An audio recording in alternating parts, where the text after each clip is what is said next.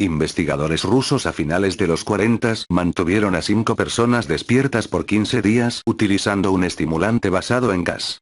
Los tuvieron encerrados en un ambiente sellado para monitorear cuidadosamente el uso de oxígeno, para que el gas no los matase, debido a las altas concentraciones de gas.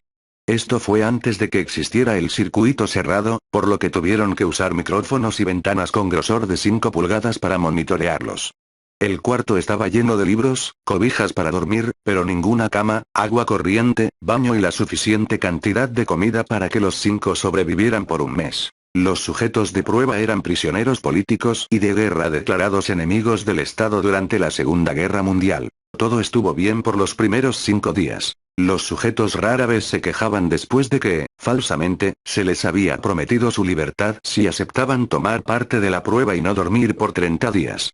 Sus conversaciones y actividades fueron monitoreadas y los científicos notaron que conforme pasaba el tiempo, ellos hablaban sobre incidentes traumáticos de su pasado. Después de 5 días se empezaron a quejar de las circunstancias y eventos que los llevaron a donde estaban y empezaron a demostrar paranoia severa. Dejaron de hablar entre ellos, y comenzaron a murmurar de manera alterna en los micrófonos. De manera extraña, todos parecían creer que podían ganar la confianza de sus captores si traicionaban a sus camaradas. En un principio se creyó que esto era un efecto del gas. Después de 9 días, el primero de ellos empezó a gritar. Corría por todo el cuarto gritando repetidamente por 3 horas seguidas. Después, trató de continuar gritando, pero solo podía dar un grito ocasional. Los científicos postularon que físicamente se había destrozado las cuerdas vocales. La parte más sorprendente de este comportamiento fue cómo sus compañeros reaccionaron a esto. O mejor dicho, como no reaccionaron, continuaban murmurando en los micrófonos hasta que el segundo de los prisioneros comenzó a gritar. 2 de los prisioneros que no gritaban, tomaron los libros y llenaron página tras página de sus propias heces, y de manera calmada, los pusieron sobre las ventanas del cuarto. Los gritos cesaron de repente, al igual que los murmullos de los micrófonos. Pasaron otros 3 días. Los investigadores checaban los micrófonos constantemente para asegurarse de que trabajaban, porque creían que era imposible no escuchar sonidos con 5 personas dentro. El consumo de oxígeno indicaba que los 5 debían seguir vivos. De hecho, el consumo de oxígeno era el necesario para 5 personas que hacían ejercicio extenuante. En la mañana del 14º día, los investigadores hicieron algo que no debían hacer, para llamar la atención de los prisioneros. Utilizaron el intercom dentro del cuarto, esperando provocar respuestas de los prisioneros, pues temían que estuviesen muertos, o en estado vegetal. Anunciaron: abriremos el cuarto para probar los micrófonos. Aléjense de las puertas y acuéstense con las manos atrás en el piso o se les disparará. Se le otorgará la libertad a uno de ustedes si obedecen. Para su sorpresa, escucharon solo una frase, con voz calmada: no queremos ser liberados. Hubo gran debate entre los investigadores y fuerzas militares que financiaban el proyecto. Sin poder provocar más respuestas utilizando el intercom, finalmente se decidió abrir el cuarto a la medianoche del día número 15. Se limpió el gas del cuarto, y se llenó de aire fresco. Inmediatamente, voces de los micrófonos empezaron a objetar. 3 voces diferentes rogaban por la vida de sus seres queridos, que encendieran el gas nuevamente. Se abrió el cuarto para sacar a los prisioneros. Gritaron más fuerte que nunca, al igual que los soldados, cuando vieron lo que había dentro. 4 de los sujetos seguían vivos. Las raciones de los pasados 5 días no habían sido tocadas. Había pedazos de carne de las costillas y pantorrillas del sujeto muerto colocados dentro del drenaje del centro del cuarto, bloqueándolo, permitiendo que 4 pulgadas de agua se acumulara en el piso. Los 4 sobrevivientes también tenían pedazos de piel y carne arrancada de sus cuerpos. La destrucción de tejidos y la exposición de huesos en la punta de sus dedos indicaba que las heridas fueron infligidas por las manos, y no con los dientes, como era de suponerse. Al examinarlos, se descubrió que la mayoría de las heridas fueron autoinfligidas en su mayoría. Los órganos detrás de las costillas fueron removidos. Mientras que el corazón, los pulmones y el diafragma seguían en su lugar, la piel y la mayoría de los músculos pegados a las costillas fueron arrancados, exponiendo a los pulmones. El tracto digestivo de los 4 sujetos podía verse trabajar, digiriendo comida.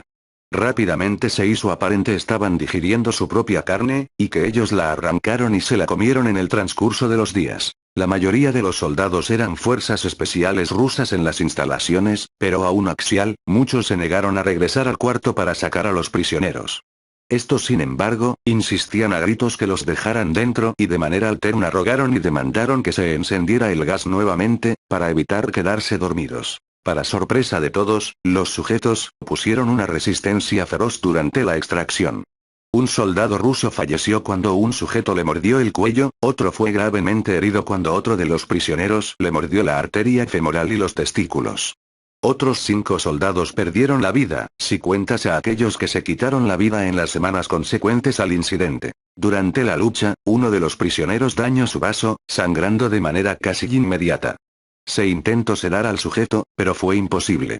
Se le inyectó más de 10 veces de la dosis humana de morfina, y aún Axial luchó como un animal rodeado, rompiendo las costillas y un brazo de un doctor.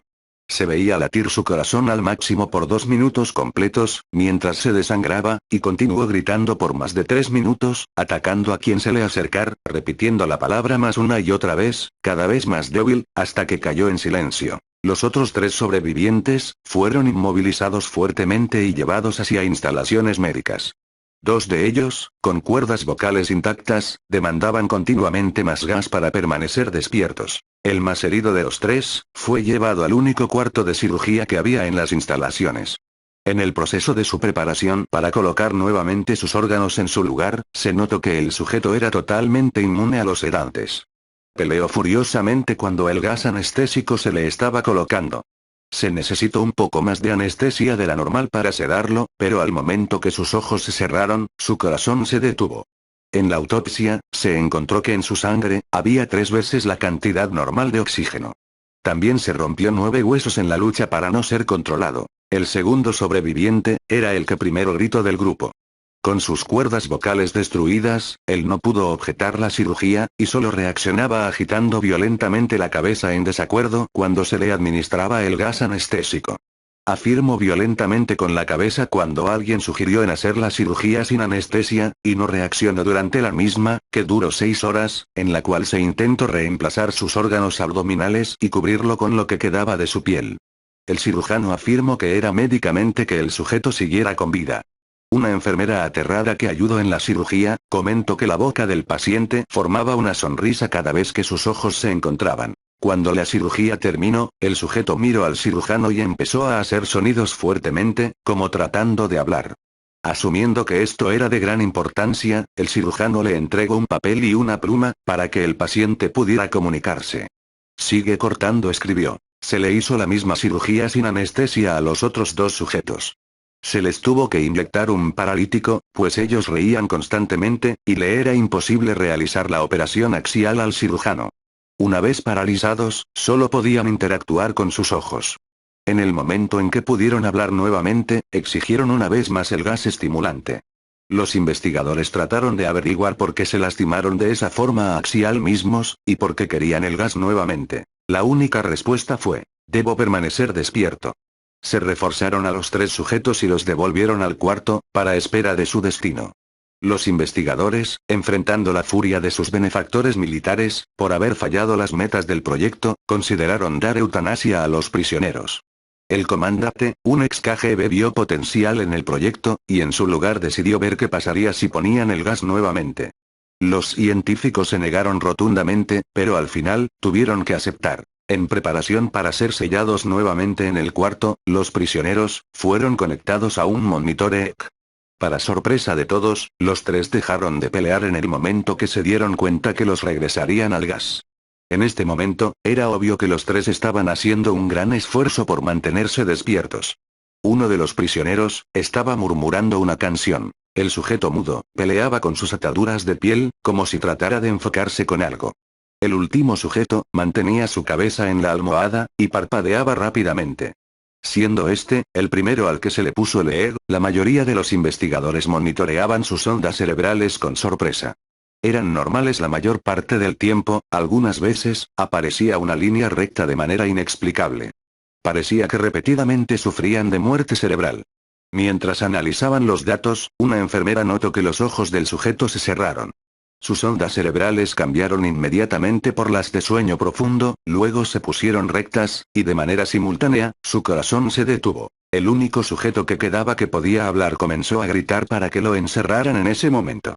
Sus ondas cerebrales mostraba las líneas rectas del sujeto que acababa de morir por quedarse dormido. El comandante dio la orden de sellar el cuarto con los 2 prisioneros dentro, junto con 3 de los científicos. Uno de los 3, inmediatamente tomó un arma y abrió fuego contra el comandante, matándolo de un tiro entre los ojos. Después apuntó al prisionero mudo, y le voló el cerebro. Apuntó al prisionero que quedaba vivo, mientras que los demás investigadores escaparon del cuarto. No me encerraran con estas cosas. No contigo. Le gritaba al prisionero que estaba atado al camastro. ¿Qué eres? Demandó. Necesito saber exclamación de cierre. El prisionero sonrió. ¿Tan fácilmente te has olvidado de mí? El prisionero preguntó. Somos ustedes. Somos la locura que está encerrada en todos ustedes, rogando por libertad en cada momento de tu vida, desde lo más profundo de tu mente animal. Somos aquello de lo que te escondes en tu cama todas las noches. Somos lo que duermes y silencias y paralizas cuando te vas a tu cielo nocturno, donde no te podemos alcanzar. El investigador hizo una pausa. Apuntó al corazón del prisionero y disparó. El EEG mostró una línea recta mientras el sujeto débilmente murmuró casi tan libre.